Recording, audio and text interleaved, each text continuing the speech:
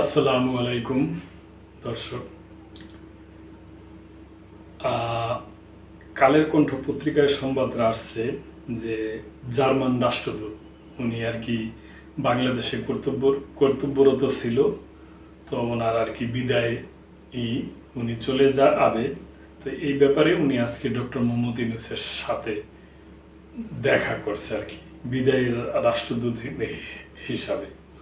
তো এই ব্যাপারে ডক্টর মোহাম্মদ ইউনূস ওনাকে ধন্যবাদ জানাইছে যে উনি থাকাকালীন যে বাংলাদেশ এবং জার্মানির মধ্যে যে বিভিন্ন চুক্তি এবং বিভিন্ন বাণিজ্য এবং বিভিন্ন লেনদেন হয়েছে এই ব্যাপারে, আর উনিও বাংলাদেশে করিয়া রাষ্ট্রদূত হিসাবে নিয়োজিত ছিল। ওই ব্যাপারে উনি বাংলাদেশের আতিথেয়তায় উনি খুবই খুশি, উনি খুব হ্যাপি। উনি সবসময় স্মরণ রাখবে এবং উনি আশা করে যে বাংলাদেশে যে সামনে নির্বাচন হবে এটা খুবই শান্তিপূর্ণ এবং অবাধ সুষ্ঠু নির্বাচন হবে। এই ব্যাপারে প্রধান উপদেষ্টার সাথে ওনার আলাপ আলোচনা হয়েছে জার্মান বিদায়ী রাষ্ট্রদূতের সাথে। এই ব্যাপারে কালের কণ্ঠ পত্রিকায় সংবাদ আসছে। বাংলাদেশের উন্নয়নের নির্ভরযোগ্য অংশীদার জার্মানি, প্রধান উপদেষ্টা। বাংলাদেশের উন্নয়নের নির্ভরযোগ্য অংশীদার জার্মানি বলে মন্তব্য করছেন অন্তর্বর্তী সরকারের প্রধান উপদেষ্টা অধ্যাপক মোহাম্মদ ইউনূস। জার্মানির বিদায়ী রাষ্ট্রদূত অচিম ট্রোস্টার বুধবার 25 জুন রাষ্ট্রীয় অতিথি ভবন যমুনায় সাক্ষাতে এলে তিনি এ মন্তব্য করেন। প্রধান উপদেষ্টা রাষ্ট্রদূত ট্রোস্টারকে তার দায়িত্ব সফলভাবে শেষ করার জন্য আন্তরিক অভিনন্দন জানান এবং বাংলাদেশ জার্মানি সম্পর্ক জোরদারে তার অবদানের প্রশংসা করেন। প্রধান উপদেষ্টা বলেন, জার্মান আমাদের উন্নয়ন যাত্রার নির্ভরযোগ্য অংশীদার। রাষ্ট্রদূত স্ট্রমার বাংলাদেশে তার সময়কাল সম্পর্কে আবেগ ভরা প্রতিক্রিয়া ব্যক্ত করে বলেন, আমার কর্মজীবনে অনেক আকর্ষণীয় পোস্টিং ছিল, তবে বাংলাদেশ সত্যিই অনন্য। বাংলাদেশের মানুষের আতিথেয়তা ছিল অভূতপূর্ব।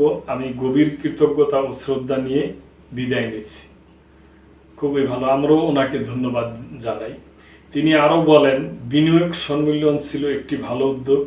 আমি বাংলাদেশের জন্য শুভকামনা জানাই এবং আশা করি অন্তর্বর্তীকালীন সরকারের সংস্কার প্রক্রিয়া সফল হবে। পাশাপাশি একটি সুষ্ঠু ও নিরপেক্ষ নির্বাচন অনুষ্ঠিত হবে বলেও তিনি আশাবাদী। তিনি বিশেষভাবে রোহিঙ্গাদের জন্য জার্মানির মানবিক সহায়তার কথাও উল্লেখ করেন। অধ্যাপক ইউনূস বলেন, সংকটময় মুহূর্তে বিশেষ করে রোহিঙ্গা শরণার্থীদের সহায়তায় আপনার দেশের অব্যাহত সহযোগিতার জন্য আমরা কৃতজ্ঞ। প্রধান উপদেষ্টা বলেন, আপনার বিদায়ের পরও আমরা আপনার মতামত শুনতে চাই, তা ইতিবাচক হোক অথবা সমালোচনামূলক হোক, কারণ আপনার অভিজ্ঞতা ও দৃষ্টিভঙ্গি আমাদের কাছে অভূতপূর্ণ। আমরা আপনাকে বাংলাদেশের একজন সত্যিকারের বন্ধু হিসাবে বিবেচনা করি। সাক্ষাৎকারকালে এসডিজি বিষয়ক মুখ্য সমন্বয়ক ও সিনিয়র সচিব লাবিয়া মুর্শেদ এবং পররাষ্ট্র মন্ত্রণালয়ের পশ্চিম ইউরোপ ও ইউরোপীয় ইউনিয়নের বিভাগের মহাপরিচালক মোহাম্মদ মোশাররফ হোসেন উপস্থিত ছিলেন।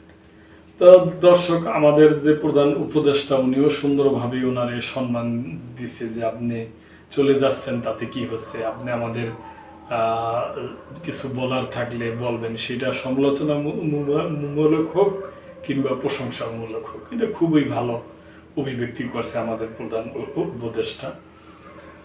তো দর্শক, আপনাদের যদি এই ব্যাপারে কোনো মন্তব্য থাকে তাহলে অবশ্যই কমেন্টের মাধ্যমে কইরেন এবং লাইক, কমেন্ট, শেয়ার করে সাবস্ক্রাইব করে চ্যানেলটির পাশেই থাকবেন। আল্লাহ হাফেজ।